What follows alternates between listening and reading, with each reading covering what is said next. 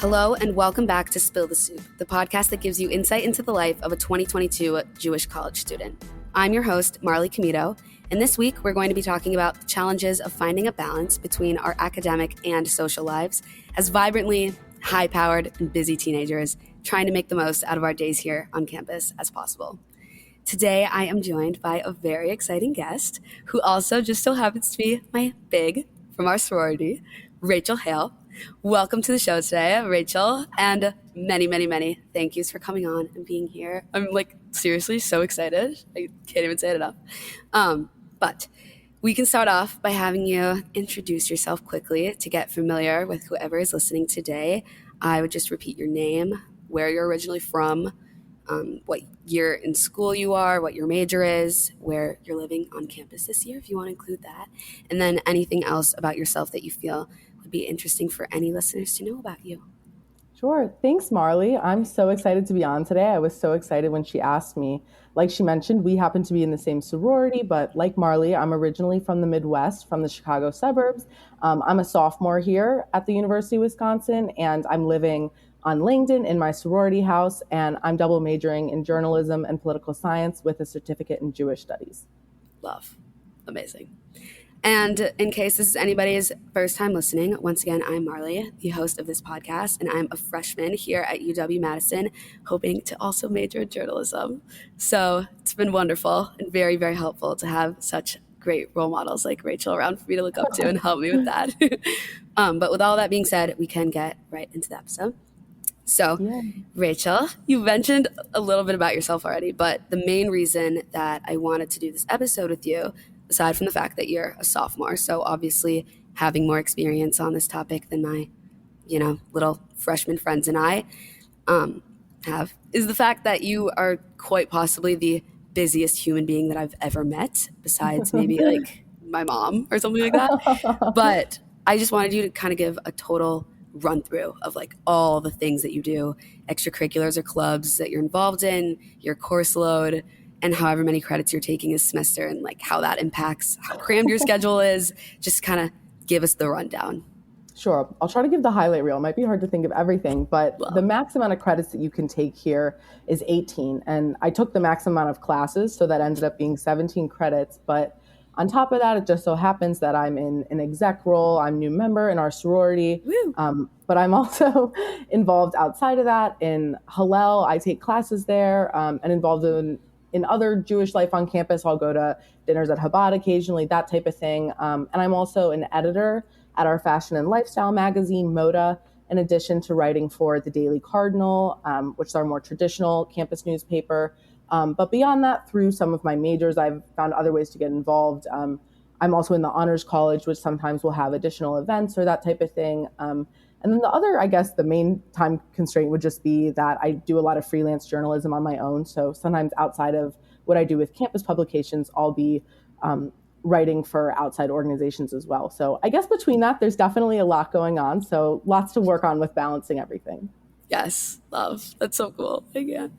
But on a tiny tangent, Rachel and I originally met during Rush while I was rushing our sorority. She rushed me and we instantly clicked. But I mean, for anybody listening who is beyond unfamiliar with those terms, not to plug or anything right now, but make sure to definitely stay tuned for our Greek Life on Campus episode, which releases in 2 weeks on Tuesday, March 22nd, I believe, where I will be covering what all of these things mean and more with guests from other college campuses to compare the similarities and differences between what the sorority and fraternity experience in the US looks like. But anyway, literally one of the first conversations that Rachel and I ever had during Rush was about the fact that she gets no sleep.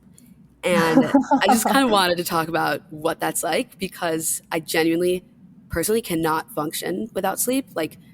Being 100% honest right now, as we record this episode, I'm fully running on 5-hour night of sleep. So I'm praying it turns out okay. But if you could just run us through what a typical busy Rachel day looks like, including what time you finally can go to bed each night on average, feel free to Sure. share, just so we can like get a feel for what we're working Well, I'm with. happy to, I guess, to give listeners some perspective to like my personal sleep schedule. I don't think that everyone who's busy is like this. It just so happens that in combination with being busy, I have a lot of issues with waking up in the morning, even if I do get enough sleep. So I'll tell everyone I sleep with 3 alarms. One that is like a shaking alarm meant for deaf people. One that is an extra loud app on my phone, and I'll also set a backup alarm in the original Apple alarm. But even with that, I've slept through classes 2 days this week. So stuff Love. definitely happens. It can create a lot of, it's awkward to have to email professors and explain why you didn't make it to class this morning, that type of thing. I also have a tendency occasionally to pull all-nighters, which is not a good habit, obviously. And I think that some of that comes down to just my own time management, but sleep definitely is an important factor when you have so many other things going on. So that's something I'm trying to improve this semester too.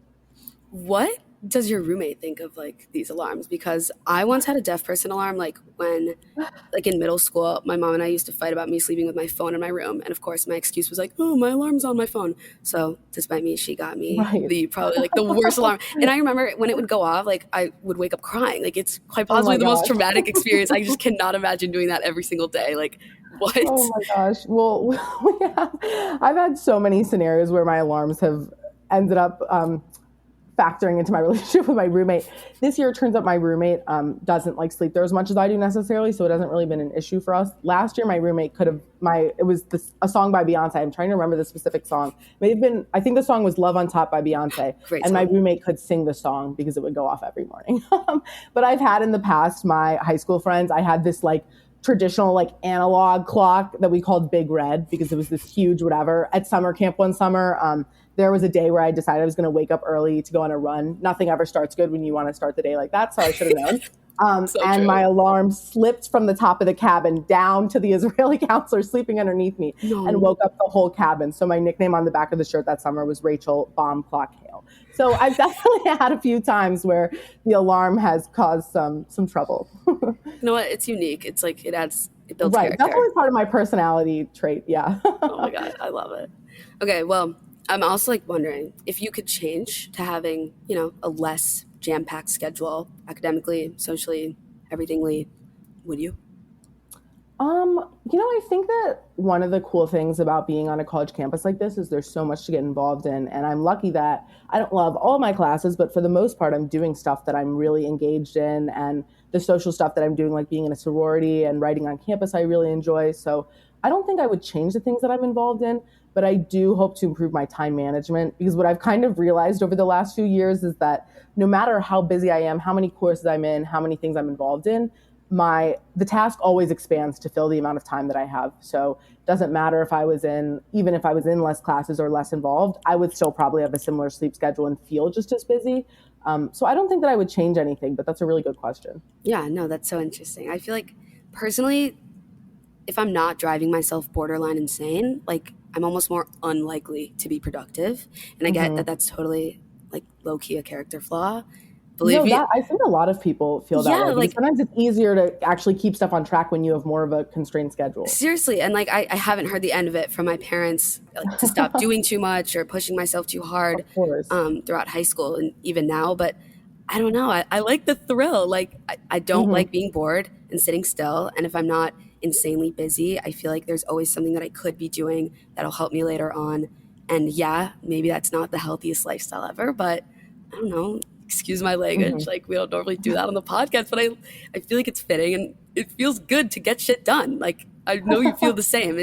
I like being productive. I like being on top of my stuff. And so I think obviously there's a difference between like healthy versus unhealthy habits of doing this, which we'll get into in a second, but I'm kind of glad that we're on the same page with that. Yeah, and I know you're similar to me. You just mentioned that your parents, a lot of times it won't be saying like, you need better grades or you need to get more involved. It's usually the opposite, which is like, Yeah. I know you're interested in all these things, but you have to figure out what's most Slow important. down. So I feel the same. And I think also sometimes when you get into a habit of like being busy for a long time, that's just how it feels to run, So I need to get to a place where I'm okay relaxing some too, but I'm the exact same way. It's been like for the past few years that I've always just wanted to be busy. Totally. And because you mentioned you're a sophomore, I know last year looked really, really different than this year does. We talked about COVID on campus in the last episode of this podcast, but I was kind of curious, like, what your experience was like with virtual school and not being able to go to our like sorority events in person, and kind of like what that looked like, what the balance and everything looked like in comparison from last year to now. Sure. I think last year when family members or people in the community would ask me like what college was like, I would always start by saying the same thing, which is like, I'm just so thankful to be on campus. I'm so lucky to be on campus.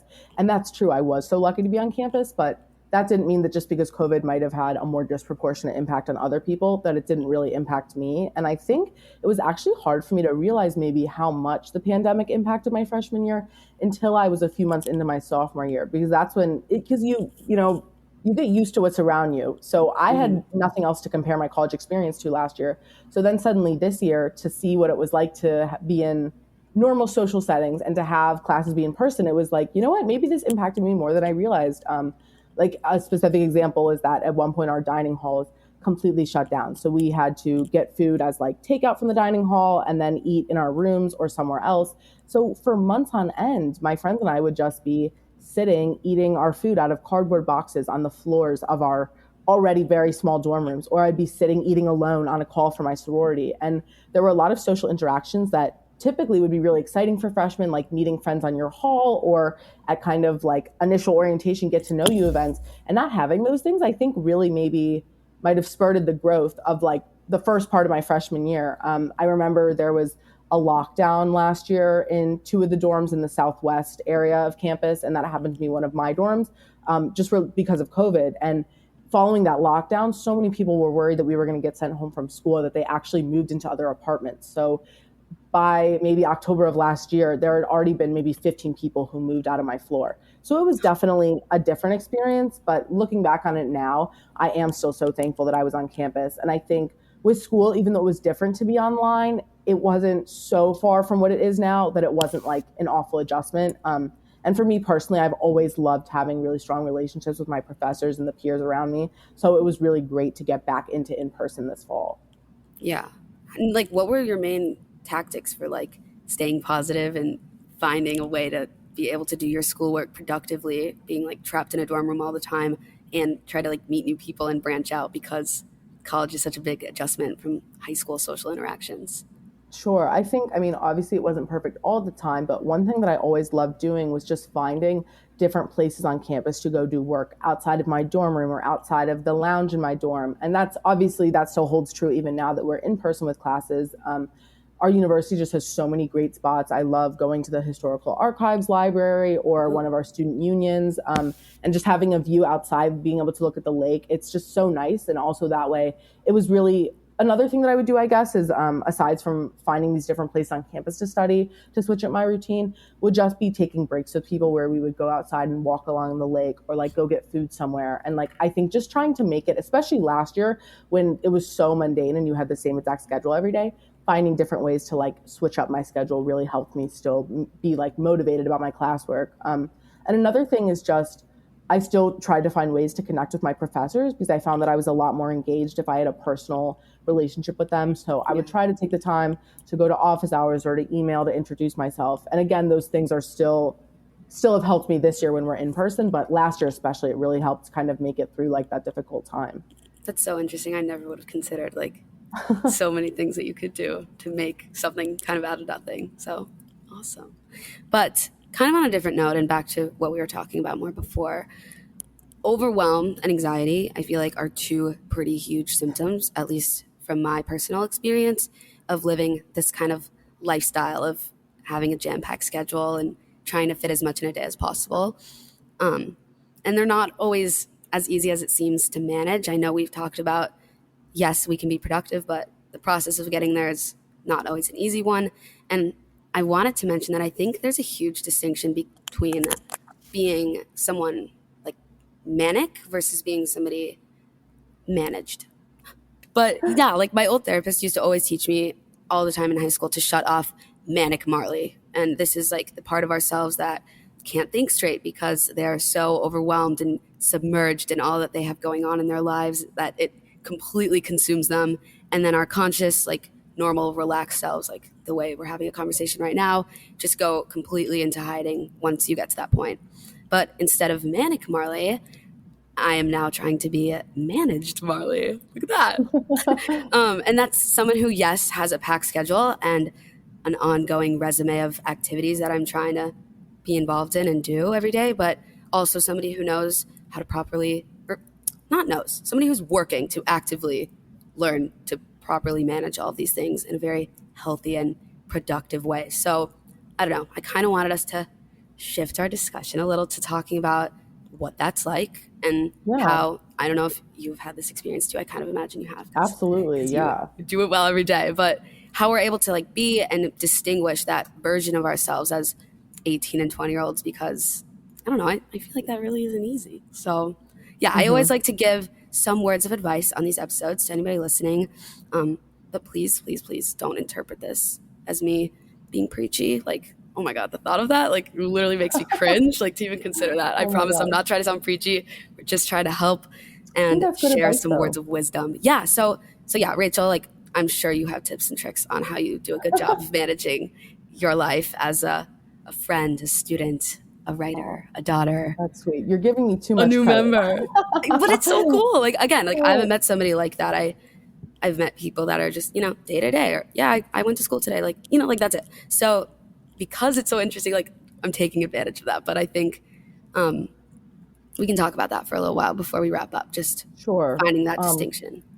Yeah, I think one thing that you brought up when you talked about being manic that made me think of like my own experience is just realizing after a certain point that like there's not a race to the finish line. I think a lot of times in school or in my activities or whatever I was motivated to do, I felt so much pressure to not only be the best at it, but to be ahead of everyone else, to feel like I'm doing more and that I'm getting ahead in my career, whether that was with writing or taking more credits or just being more involved to make more friends. And after a certain point, I just kind of had to step back and realize like, there's not a race to the finish line. And like, we are going to live such long lives, and that requires being really healthy and getting enough sleep and having that maintenance like from year to year instead of it just feeling like a crash and burn. And one thing that my therapist also, like you mentioned with the being like manic versus managed, one thing my therapist mentioned, I happen to have attention deficit disorder, and sometimes that can impact maybe the rate at which I can finish something. So maybe I think that it'll take me an hour to do something and it takes me longer because I get distracted. And so one thing that I've had to realize is just that it's so important to set realistic expectations about if I'm going to take on the max load of credits, as well as these social obligations to be in my sorority and to be an editor at a magazine and that type of thing, then that might mean that I don't get all A's this semester. Or it might mean that sometimes I have to miss a meeting here and there and minimize my schedule for that week. So I think that two really big things are just setting realistic expectations and also like being patient and realizing that this is one small part of our life. Another thing that's been really helpful for me is just being super organized and planning and staying on top of stuff. I could definitely do a better job of that. It's something I'm working to improve on, but on weeks where I have felt really productive and really good about managing my courses as well as my social life and other obligations, I always set that week up on like a Sunday and wrote down in my planner, what do I need to get done this week? What are my deadlines? Or I found ways to hold myself accountable by setting up office hours ahead of time or making sure that there was a day I was going to study with a friend for the upcoming test. So I found that between kind of what helps me on weeks or months when I am feeling more productive is setting realistic expectations and just staying really organized and on top of what's coming up that week. Oh my God. That like literally is exactly what I even needed to hear. And I could not agree more. Seriously. Well, if I could take my own advice more, it would probably be going better. I know. So much easier said than done. I was just going to talk about that. Like, we talked a lot in other episodes about how like expectation can be the thief of happiness. And something I learned a while ago is that like, there's nobody else running in the race. It's really just you. And so comparison is so tough, especially in an environment where we're constantly around other people that are, yes, like at the same stage in life as us, but I don't know, teenagers and probably everybody is just like very toxic and like toxically competitive with one another.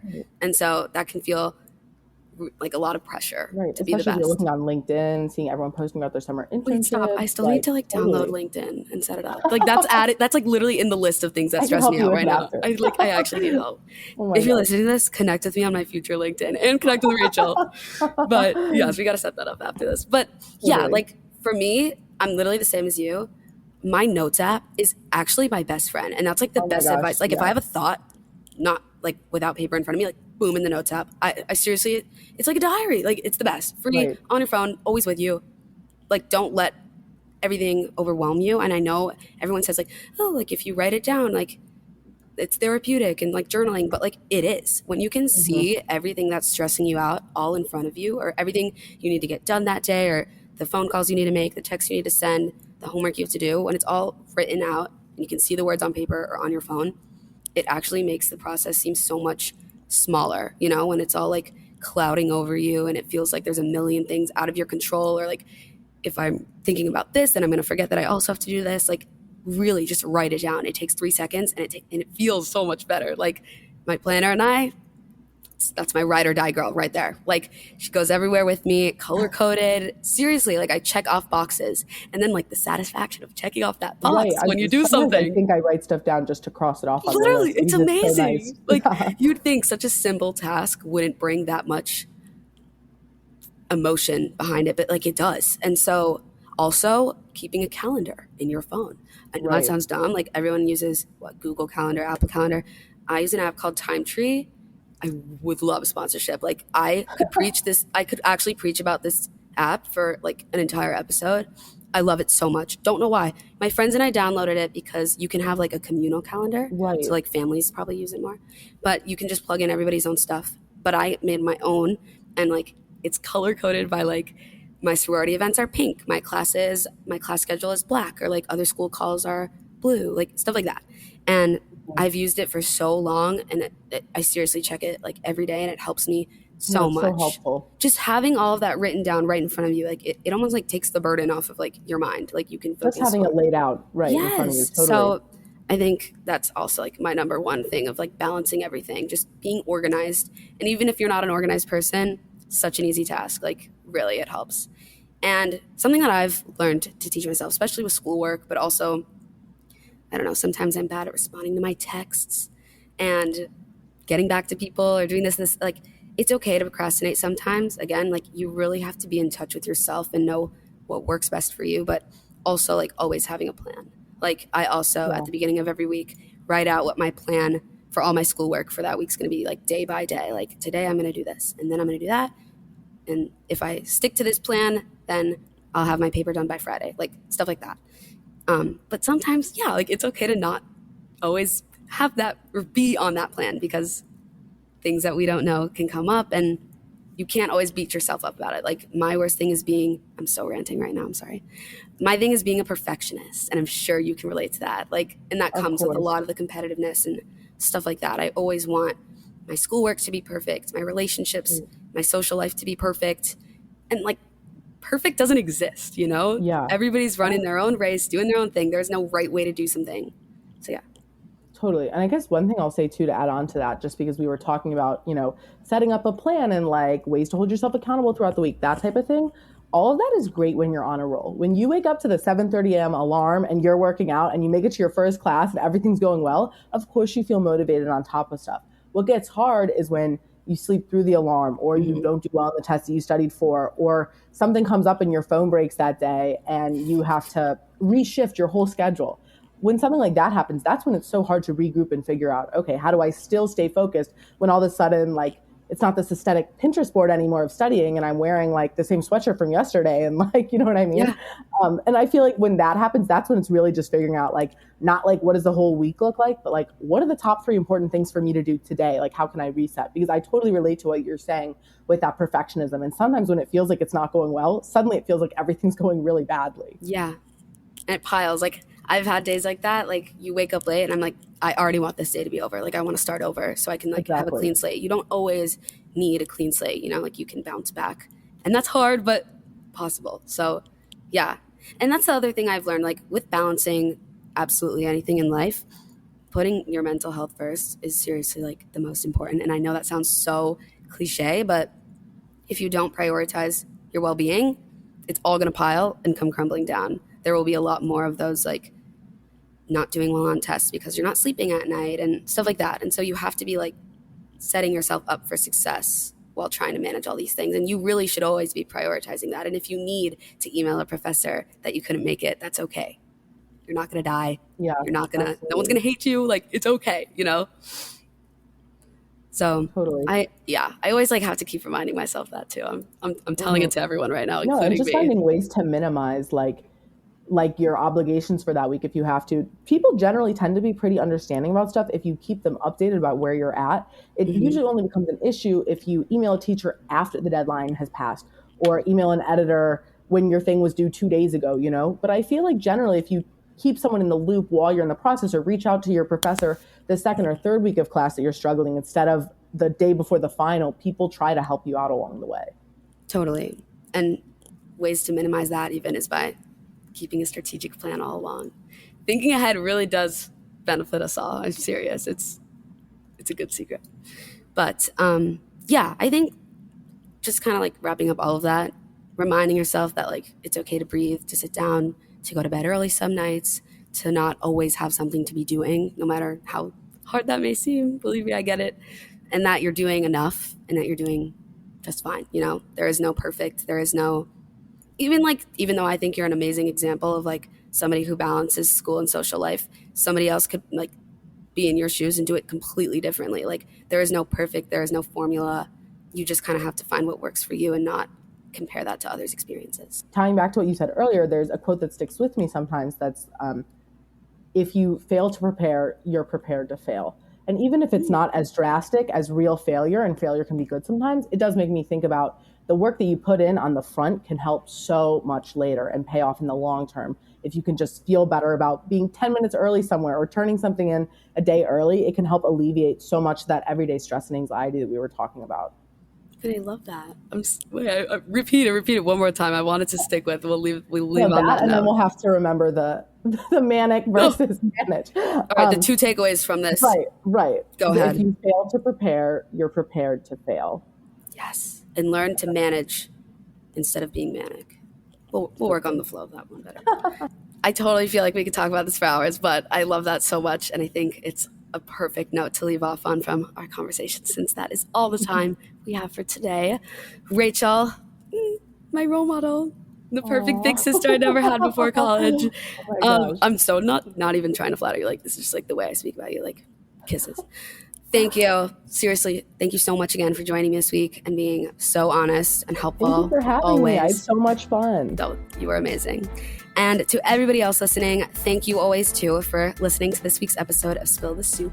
Before we go, please make sure to show your appreciation for the podcast by subscribing and rating 5 stars to whatever platform you're listening on and wherever else you get your podcasts. We'll see you 2 weeks from now for our Greek Life on Campus episode, so make sure to stay tuned until then.